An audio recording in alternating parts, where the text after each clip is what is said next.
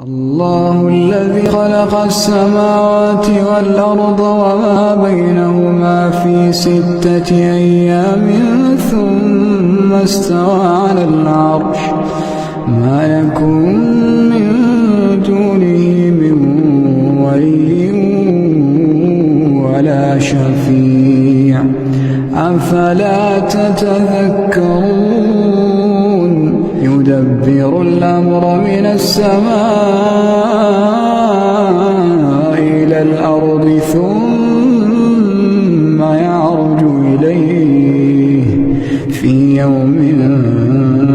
كان مقداره 1000 سنة مما تعدون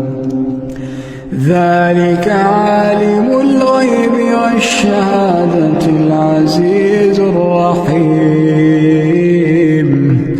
الذي أحسن كل شيء خلقه وبدأ خلق الإنسان من طين ثم جعل نسله من سلالة